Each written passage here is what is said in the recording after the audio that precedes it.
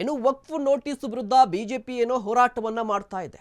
ಆದರೆ ಬಿಜೆಪಿಗೆ ಈ ವಕ್ಫ್ ಪ್ರತಿಭಟನೆ ವಾಪಸ್ ಒಡೆಯುವ ಚಾನ್ಸಸ್ ಇರುವಂತದ್ದು, ತಿರುಗುಬಾಣ ಆಗುವ ಎಲ್ಲಾ ಸಾಧ್ಯತೆಗಳು ಕೂಡ ಇದೆ. ರೈತರಿಗೆ ವಕ್ಫ್ ನೋಟಿಸ್ ವಿರುದ್ಧ ಬಿಜೆಪಿ ಹೋರಾಟವನ್ನ ಹಮ್ಮಿಕೊಂಡಿದೆ. ಆದರೆ ಬಿಜೆಪಿಗೆ ತಿರುಗುಬಾಣವಾಗುವ ಸಾಧ್ಯತೆ ಇರುವಂತದ್ದು ಈ ಪ್ರತಿಭಟನೆ. ಕಾರಣ ಇಷ್ಟೇ, ಬಿಜೆಪಿ ಸರ್ಕಾರದ ಅವಧಿಯಲ್ಲಿ ರೈತರಿಗೆ ಹೆಚ್ಚು ನೋಟಿಸ್ ಹೋಗಿತ್ತು. BS ಯಡಿಯೂರಪ್ಪನವರು, ಬಸವರಾಜ ಬೊಮ್ಮಾಯಿ ಅವರ ಅವಧಿಯಲ್ಲಿ ಹೆಚ್ಚು ನೋಟಿಸ್ ಹೋಗಿತ್ತು ರೈತರಿಗೆ ವಕ್ಫ್ ವಿಚಾರಕ್ಕೆ ಸಂಬಂಧಪಟ್ಟಂತೆ.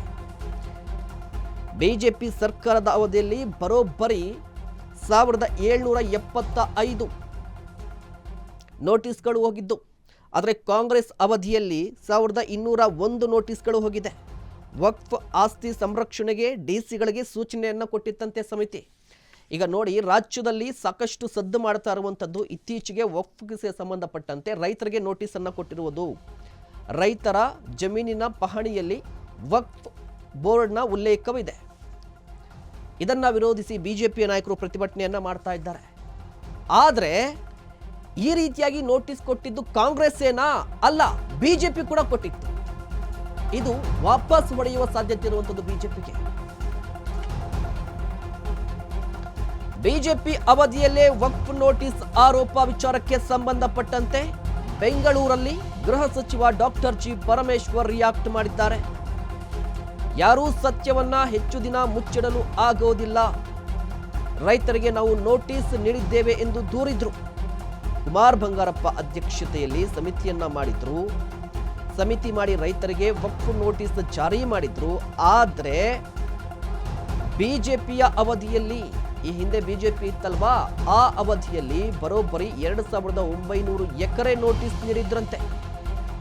ಆದರೆ ಸಿದ್ದರಾಮಯ್ಯನವರ ಕಾಲದಲ್ಲಿ ಈಗ 300 ಎಕರೆಗೆ ನೋಟಿಸ್ ಅನ್ನ ಕೊಟ್ಟಿದ್ದೇವೆ ಅಂತ ಹೇಳಿ ಡಾಕ್ಟರ್ ಜಿ ಪರಮೇಶ್ವರ್ ಅವರು ಕೂಡ ರಿಯಾಕ್ಟ್ ಮಾಡಿರುವಂಥದ್ದು. ಒಂದು ಕಡೆ ಯತ್ನಾಳ್ ಸಾಹೇಬರು ಕೂಡ ಇವತ್ತಿಂದ ಹೋರಾಟವನ್ನ ಹಮ್ಮಿಕೊಂಡಿರುವಂಥದ್ದು ವಕ್ಫ್ ವಿರುದ್ಧ. ಯಾಕೆ?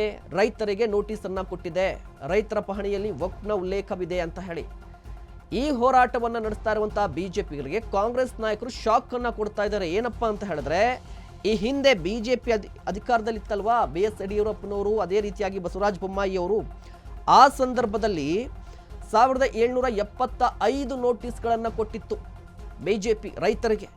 ಆದರೆ ಕಾಂಗ್ರೆಸ್ ಅವಧಿಯಲ್ಲಿ 1201. ಹಾಗಾದರೆ ಹೆಚ್ಚಿನ ಪ್ರಮಾಣದಲ್ಲಿ ನೋಟಿಸ್ ಕೊಟ್ಟಿದ್ಯಾರು?